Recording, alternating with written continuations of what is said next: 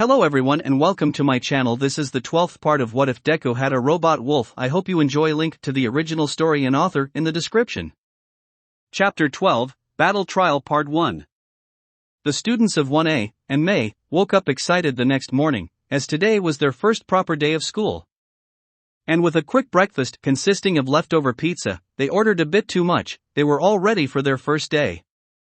First was a quick homeroom with Kana, just to make sure everyone was present, followed by first period, English with present Mike, a lesson several students seemed to struggle with. Izumi didn't have much problem with it since she already knew English. Shockingly, Denki was also good with English. The second period was mathematics with ectoplasm, and the third period was modern literature with Cementos. If anything, the entire thing felt normal. If it weren't for the pro heroes being teachers, then it would have felt like a normal school. The fourth period was modern hero art history, which was taught by Midnight. Izumi was not prepared for that class. In fact, no one was, not even Durandal. Her playful and flirtatious personality, combined with her outfit, left almost everyone flustered by the end of the class. Especially Izumi, whose face was still red when they reached the cafeteria. She was just thankful that Midnight wasn't wearing her old costume. She probably wouldn't have survived if she was wearing that. I know she did what she did to help desensitize us from stuff like this, Tenya said, moving a lot more robotically than normally, but was it completely necessary to subject us to that? I think she dropped us into the deep end, Hanta remarked, who did fare much better, having accidentally ejected tape from his elbows at one point when Midnight decided to sit on his desk. Wouldn't it have been better to slowly introduce this to us, Ribbit? Suyu asked, who was now secretly questioning her sexuality. I don't think she's the kind of person who likes to take it slow, Nito said calmly, being the only one not affected by their teacher's antics. How are you so calm after that? Mina asked, blushing a light blue. Not even us girls were spared. Nito smirked, not interested in women, he said as they got into line in the cafeteria. I've just never been sexually attracted to members of the opposite sex. Why? Minoru cried out. How can you not be interested in women? They have boobs and dash. Continue and I'm taping your mouth shut, Hana waned, shutting the pervert up. Hey Izumi, Achiko said softly to the very, very flustered girl. You okay? It took a few moments for Izumi to reply. I'm okay, she replied slowly. Just wasn't prepared for it, she said, trying her best to not look at Achiko, as for some reason her brain was playing tricks on her and kept picturing the gravity girl weaning Midnight's costume. Come on brain, why are you doing this? Yes, I know she's cute, but dash. I'm going to guess that you lot just had your first class with Midnight, a girl with dark hair, with ear-length bangs arched slightly up before they come down, styled into a set of low, curved pigtails, said, carrying a tray of food. Giving Izumi time to realize that she had been muttering again. Several students nodded. Well, good luck to you. Because next week, she's going to be teaching the mandatory sexual education class for the first year. The entity of 1A went pale. I'm doomed, Izumi squeaked. That women should not be allowed to teach sexual education. She's teaching us sex ed. Several students said in a panic. Welp, we're boned, Hitoshi said with a shudder. Yui added with a nod. Any advice you can give us? Rikido asked. Yeah, the girl replied, whatever you do, don't say it's your first sex ed class, she said before she walked off. Is now a bad time to say that this will be my first sex ed class? Inesa asked, looking nervous. I stand corrected. We are fucked. Hitoshi said with a shudder. Yui added with a nod. Izumi's blush stayed on her face throughout the lunch period and only just started to disappear when they were making their way back to class. The news that Midnight would be doing next week's sex ed class did not help. But, she managed to calm down enough by the time she sat down in class in time for the fifth period, heroics class. At least her mind was no longer picturing Achiko wearing Midnight's costume. So, who do you think will be our heroics teacher? Mina asked. Probably Snipe, since he said he taught heroics, Nito replied, or one of the other teachers who do heroics. Kana remained quiet on the matter, leaning against a wall and periodically checking her watch. Izumi couldn't help but notice the smirk on her face when Nito mentioned that Snipe would be teaching them heroics. Suddenly, a loud and booming laugh echoed from outside the room, a laugh everyone recognized. "Is that Dash? I am here," All Might said loudly as the door opened and zipped inside, dressed in his Silver Age costume, coming through the door like a normal person. All Might. The entire class exploded, surprised by the presence of the number one hero. Well, everyone save for Izumi, since she already knew that he would be teaching here. But still, even after knowing the man for almost a year, seeing him in his hero form always excited her. "I'm pretty sure that is not how a normal person walks through a door," Durandal remarked. All Might gave the class a few moments to vent their excitement before raising his hand to quieten them all down. "Yes, I am here. As your new teacher for Foundational Heroics. I hope you're all ready because we will be starting off with Dash," he said before he held up a card that said Battle Trial. "Fighting already?" Ijiro said, looking surprised. "I mean, I'm not against it, but shouldn't we be taught the basics?" "You will, but in later lessons." All Might replied, "Yesterday Kana had you participate in some light sparring, now we will see how you use that knowledge in a real combat scenario. But first, what is a hero without their costume?" he said before he held up a remote with a single button on it, and pushed it. The left wall then opened up and 5 shelves slid out, each one holding 4 large suitcases, numbered 1 to 20. Your costumes have been designed based on your quirk registration forms and the costume request forms you submitted before school started. Now, head to the changing rooms and meet me at Training Ground Beta. The students all cheered before collecting their hero costumes and making their way towards the changing rooms. All of them were excited to try on their hero costumes for the first time. When Izumi reached the changing room, she quickly opened her case and examined her hero costume. A sturdy-looking dark green padded full-body jumpsuit with black highlights, a red belt, elbow pads, knee pads that extended down her legs and up to her thighs, and gloves. There was also a metal diamond-shaped respirator and a mask with long ear-like protrusions that resembled All Might's haircut. Her red boots were also part of the costume, but the ones provided in the case were sturdier and reinforced, making them stronger than the ones she was currently wearing. She quickly changed into her hero costume, making sure to switch into a sports bra and tie her hair into a ponytail. Then she realized just how form-fitting her costume was. It didn't do anything to hide how nice her body was. At least it wasn't skimpy. "Hey, that's a nice costume, Izumi," Achiko said beside her. "Thanks, Achiko." Izumi said as she turned to face her friend, only to start blushing up a storm at the sight of her costume. A padded skin-tight black full bodysuit with pale pink highlights, with pink armguards, boots, choker and helmet. "I think the designers may have misinterpreted what I wanted," Achiko said, looking embarrassed. "I wanted it to be poofy like 13's costume. But instead it's skin-tight." Izumi was glad that she had her respirator and mask on because she did not want anyone to see just how red her face was. It's okay. It looks good on you," she said nervously. "You think so?" Achiko asked, looking surprised, with a slight blush on her face. "That's a functional-looking costume you've got there, Izumi," Momo said. Izumi turned to face her and immediately regretted it. Momo's costume was, well, a high-collared, sleeveless crimson leotard with silver highlights that exposed quite a bit of skin, with sports calf-length red boots with heels, and a long high-collared red cape. With a metal bracelet that looked like a portable computer and red goggles. If she wasn't already blushing up a storm, then now she was. Not helped by the fact that she could now see the other girls' costumes, and most of them weren't much better. They were all padded, thank God. But they were mostly skin-tight bodysuits. The only ones who had slightly better costumes were Kyoka and Toru. Although, saying Toru's was better was an understatement since it was just a pair of gloves and boots. These girls were going to be the death of her. "Yeah, TT, thank you," Izumi replied. "My mother made it for me." "Your mother made that?" Momo said, sounding surprised before she stepped forwards and examined Izumi's costume. "This is surprisingly well made, maybe even professional. Does your mother work for a costume design company?" Izumi shook her head, doing her best, and failing, to remain calm since she had a very attractive girl very close to her. Whilst she does know someone who works in the fashion industry, she's not a clothing designer. While I think she should give it a shot, Momo said your costume can almost pass for a professional hero costume. Why do you even have one anyway? Mina asked, sounding curious. Can't you just wear Durandal? I can't wear him all the time, Izumi replied. Sometimes the situation might make that impossible, or it's better for him to be in his wolf form.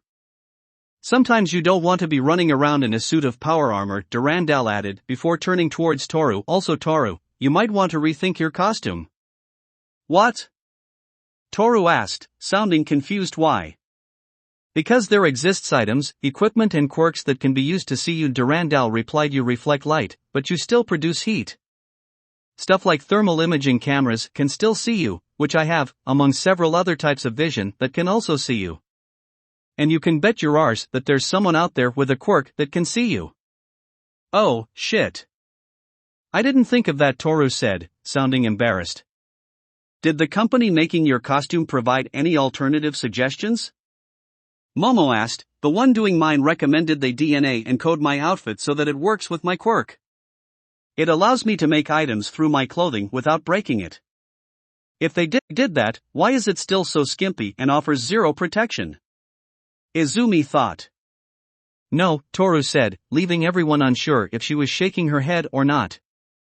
Well, looks like we'll be paying the support company responsible for this a visit then, Himiko said with a large smirk, wearing a blood-red bodysuit, boots, and gauntlets with thin tubes on them, leading to her backpack, which had more types connecting to her face mask. Seriously, even my costume is DNA encoded so that it isn't destroyed when I use my quirk. Guess they must have been either incompetent, cheapskates, or perverts. Maybe all 3-inch. Guess so, Momo said before she walked towards the door. Come on, we can't be late for our first heroics class. We can deal with costume issues later. The girls nodded before they filed out of the changing room and made their way towards training ground Beta, finding the boys and the teachers waiting for them. The boys' costumes were arguably better-ish. Whilst most of the boys' costumes were good, there were others that weren't, like Minoru's costume, which had what looked like a diaper. She quickly spotted her friends Hitoshi and Nito and nodded in approval of their costumes. Nito was wearing a black, double-breasted tuxedo with 2 long tails, a belt with 3 clocks on it, and a white shirt with the collar upturned. She could tell that it was reinforced and was wearing a ballistic vest underneath it. Hitoshi's costume is a short-sleeved black shirt, gray shoulder pads, fishnet arm sleeves and fingerless gloves.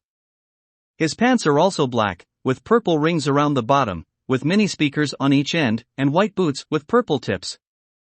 He also had what looked like a copy of Eraserhead's capture weapon, but also a strange-looking mask. Apologies for being late, Momo said as they formed up with the rest of the class. We were just discussing some issues we had with our current costumes. That's alright, young Momo. Your current costumes are only placeholders after all. All Might said with his signature smile, Kana standing beside him. If any of you have issues with your costumes, don't be afraid to ask for a revision. But remember, they are expensive, so you only have a few chances to revise the design. The class nodded. Most of them had costumes that cost a lot, and the costume allowance only allowed for a set number of revisions per year, with yearly revisions by an expert costume designer to go over any issues with them. Minoru meanwhile was currently gawping at the female students. This is why I like the hero course. Sir, Tenya said, raising a hand. He was wearing what looked like a suit of armor. This appears to be one of the simulated cities where we performed the entrance exam. Will we be doing urban maneuvers against robots? Not quite. All Might said today, you'll be performing indoor battles against live opponents. Who, unlike robots, are unpredictable. We will be splitting you up into teams of 2 and pitting you against each other as heroes and villains. He said before he held up a book. Now then, here's the situation. A group of villains have captured a hostage and are holding them somewhere in one of the buildings. The heroes must go in and either capture the villains in capture tape or recover the hostage and bring them to safety. The villains win by either capturing the heroes or hold out for 15 minutes. In the interest of fairness, I will be the hostage for the exercises. Kana added. Villains will have 5 minutes to set up their defenses. This includes restraining the hostage. You'll have access to rope and tape to tie me up. How you do it is up to you. You can also use your quirk to add additional restraints if you want to. Will we be able to choose our partners? Ijiro asked. No. All Might replied, holding up a box. Your partners will be decided at random by drawing lots.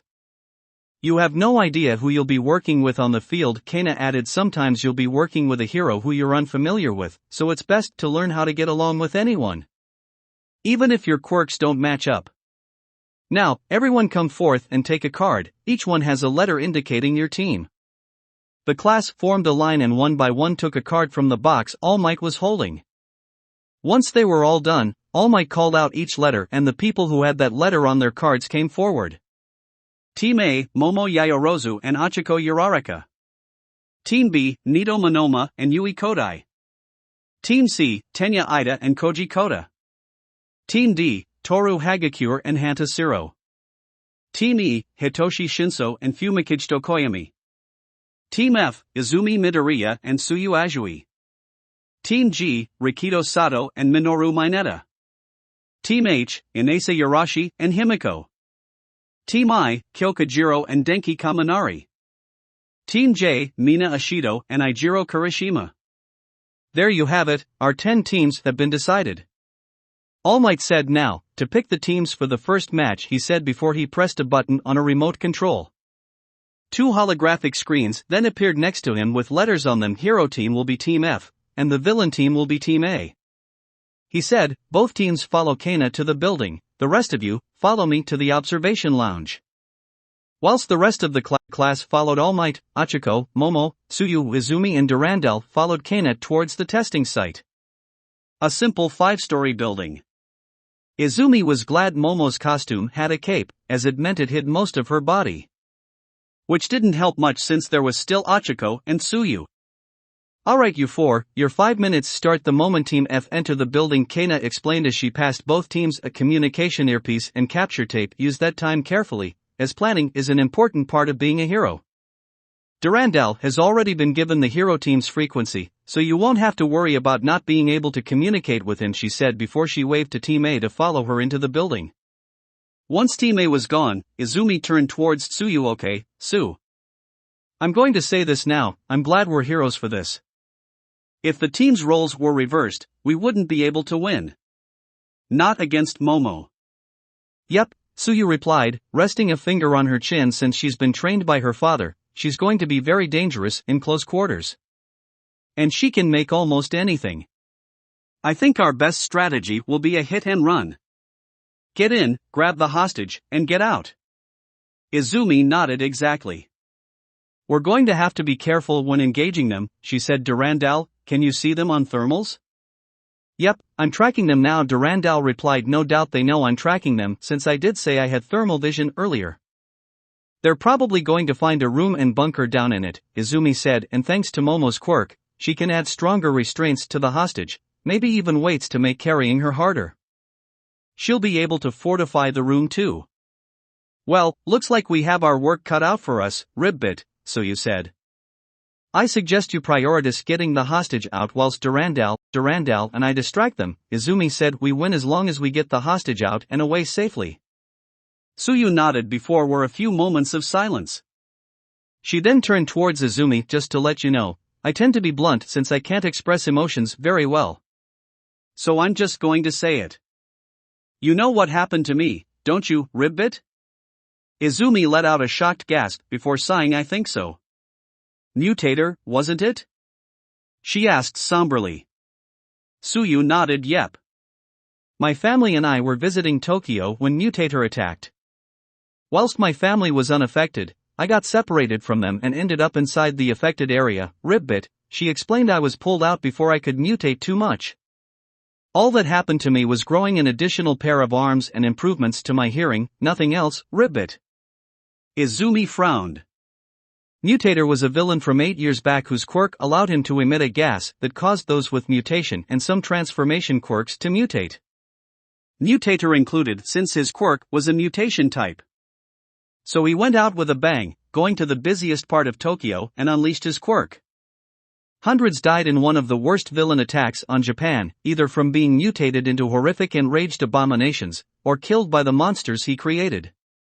Mutator himself died, becoming a bloated monstrosity that kept emitting mutation gas until All Might killed him. Tsuyu was lucky to come out of that with only an additional pair of arms, as a lot of people with mutation and transformation quirks came out of it far worse. I'm sorry you had to go through that, Izumi said quietly. It's okay. I've gotten used to the additional arms. Tsuyu said. The bullying, not so much. I kept being called a monster, just because I grew an additional pair of arms. Even the people I used to call friend turned on me. What?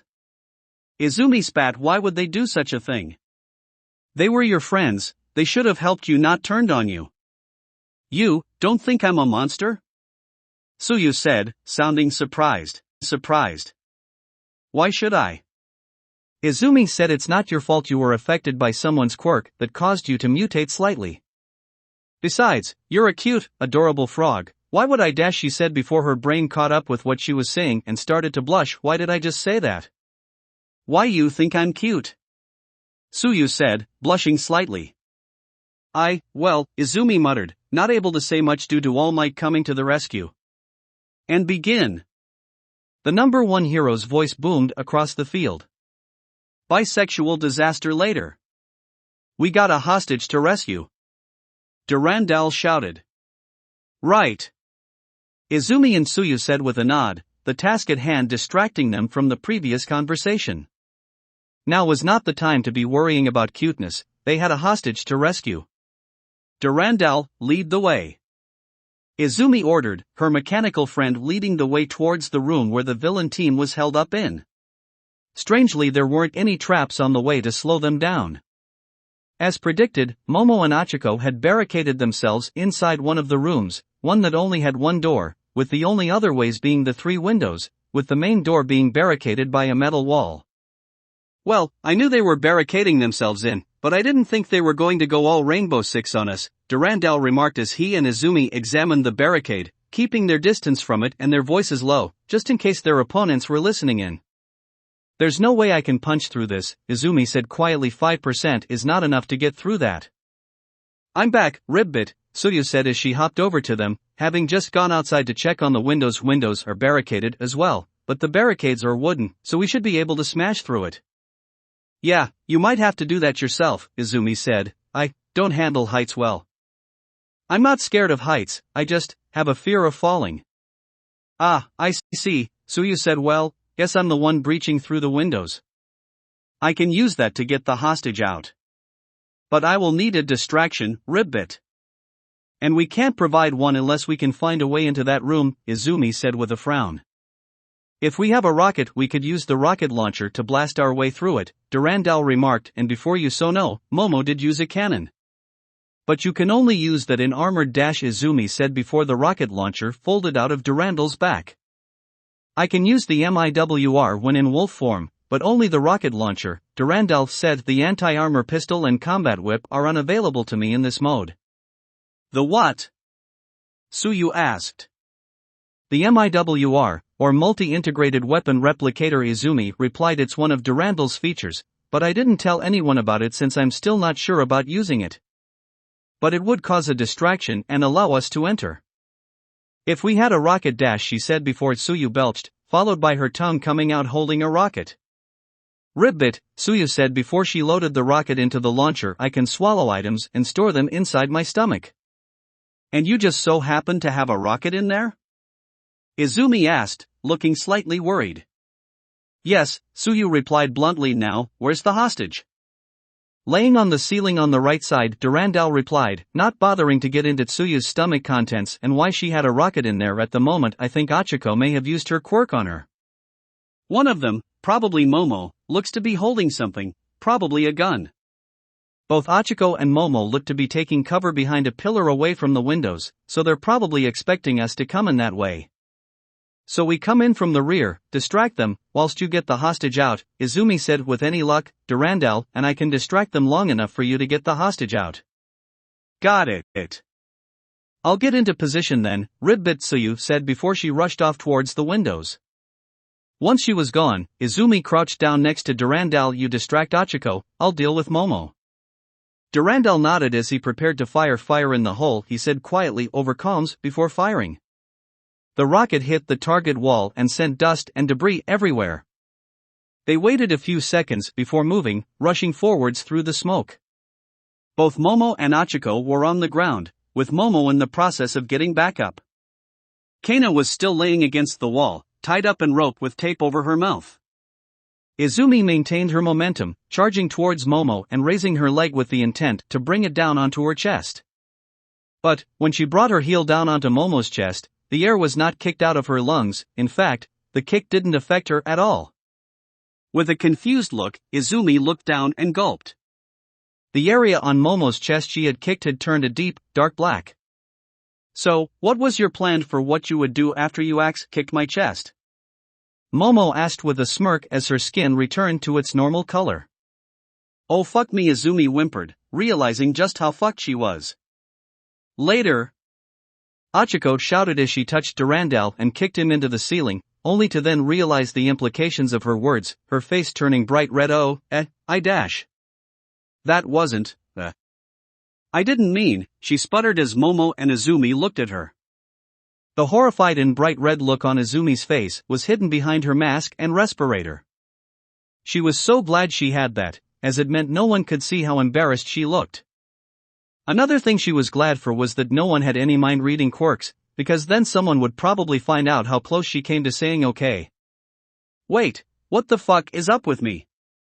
You've got to be kidding me. Durandal sighed. It hasn't even been a week. Hero team wins. All Might's voice boomed. What? Momo said, sounding perplexed, turning her head towards where Kana was, only to find that she was missing, with one of the window reinforcements smashed open. Oh. Yeah. I was a distraction, Izumi said quietly, still embarrassed by her fuck me comment, and Achiko later response, looks like I did a good job of that. There was a long silence before anyone started to move. Achiko released her quirk, letting Durandal fall back onto the floor. Well, our distraction plan worked out somewhat better than expected, he remarked as they made their way out of the building, finding Tsuyu and Kana waiting for them outside. Their homeroom teacher having already been freed. So, what was this about Achiko saying later to fucking Izumi? Tsuyu asked bluntly, causing the other three students to blush and their teacher to giggle. Oh, that, Achiko said, sounding embarrassed. That was just a heat of the moment thing. Yeah, that. Nothing serious about it in any way, shape, or form. I think having Midnight's class before heroics might have been a bad idea, Kana remarked with a smirk. Anyway, follow me back to the observation room, we'll go over your fight there. The four of them nodded before they followed their teacher back to the observation room. Good job, you 4-5. Yes, 5 of you. Good job, All Might said as they entered the room. Anyway. Hold on a minute? Ijiro interrupted. What was that black stuff that appeared on Momo's chest? It was obviously some sort of hardening quirk, but her quirk doesn't allow her to do that. I don't understand, I'm the one that's supposed to get hard around here. Several students laughed at Ijiro's comment, and he quickly realized why. You know what I mean. She has a nanocore, Izumi replied. First developed by Fortran Industries, they infuse a person's body with nanomachines that harden in response to physical trauma. They are absurdly expensive and only available in Germany, she said, realizing that Momo was now 100 times more terrifying than before. Basically, it gives her both armored skin and shock absorption. If they're so expensive, how come Momo has one? Denki asked before realization hit him. Okay, never mind, I've just answered it in my head. Wait, how expensive are we talking about here? Momo asked. 20 return tickets to the moon. Expensive, Izumi replied. And that's a lot, right? Momo asked, looking somewhat embarrassed. Momo, it takes years for my dad to afford one return ticket, and he lives on the moon, Izumi replied. It's a lot. Oh, Momo said, looking a bit sheepish. So it's not normal to have that much just laying around as pocket change? She asked, blushing slightly when most of the class shook their heads. Oh. She lives in a world we can barely even fathom, Kyoka remarked. Yes, well, let's get back to the review. All Might said, now, all of you performed well, but only one of you can be the MVP of the match. Anyone care to guess who that is? Several students raised their hands and I don't count. Durandal added, I'm support equipment, not a student, he said as several students lowered their hands. I'd say Tsuyu's the MVP, Inasa said. Exactly. All Might said, causing Tsuyu to let out a confused croak, but, can anyone say why she's the MVP? Momo raised her hand whilst Izumi's distraction worked. She did blow up the wall with a rocket, which could have harmed the hostage. And whilst I did fortify the room, I forgot to leave traps around to slow the hero team down, plus we forgot that Durandal had several types of vision, allowing him to find where we were held up with ease. I was also too conservative with my lipids. Apart from the reinforcements and the shotgun with beanbag rounds, I didn't make anything else. She explained I should have created something to help keep the hostage in place, like some weights. And we didn't anticipate an attack from behind. And whilst Achiko's idea to float the hostage seemed like a good idea at the time, it only allowed for the hero team to extract her more easily. Tsuyu on the other hand managed to get in, grab the hostage, and get out without us even noticing, even providing the rocket that Durandal used to destroy the wall. Ribbit, Tsuyu croaked, a slight blush on her face. Yes, well, I couldn't have said it better myself. All Might said, slightly surprised by how detailed Momo's explanation was. Anyway, now on to our next fight, which will be dash, he said as the two holographic screens then appeared once more. Team Beat as the hero team and Team E as the villain team. Izumi gasped before she turned towards Nito and Hitoshi. The two would be on opposing teams for this fight, and they knew a lot about each other's quirks. The two boys turned towards each other and smirked. May the best man win, Hitoshi said. May the best man win, Nito returned before the two followed Kana and their teammates towards the battle site. It'll be interesting to see how Hitoshi fights in his hero costume, Himiko said as Izumi, Tsuyu, Momo, Achiko and Durandal rejoined the rest of the class. I wonder who's going to win? Well, Nito and Hitoshi have known each other for as long as I have, and I have provided extensive help with developing their quirks, Izumi said, open notebook in hand. They know just as much about each other as I do, so it'll all come down to their partners and how they work with them. I see, Himiko said nervously, wondering where Izumi had gotten her notebook from. What about that mask Hitoshi was wearing? Momo asked.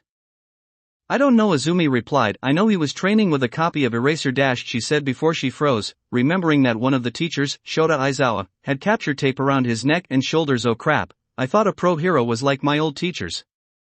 Izumi. Are you okay? Achiko asked, giving Izumi's cheek a poke. What? Izumi spluttered, oh, sorry. Got a bit distracted. So, I know he was practicing using capture tape, but I don't know what that mask is. At first, I thought it was some kind of voice filter, but that wouldn't work since his quirk doesn't work if his voice is converted into electrostatic. He can't mind control someone over a phone or megaphone. So, the device is unknown then, Tsuyu said, going to be interesting seeing how he uses it, Ribbit. Just a shame we don't have audio. Momo, Izumi and Achiko nodded, 100% glad that there wasn't any audio as everyone would have heard the embarrassing exchange they had. But, Izumi couldn't help but feel excited at seeing her classmates, especially her friends, fight and use their quirks. It'll be great to see how much they've improved. So, she settled down, notebook in hand, ready to observe the fight between Nito and Hitoshi. That will be it for this part. I hope everyone enjoyed. If you did, please leave a like and comment if you want part 13. If you want to hear more from me, subscribe. I hope to see you all in the next one.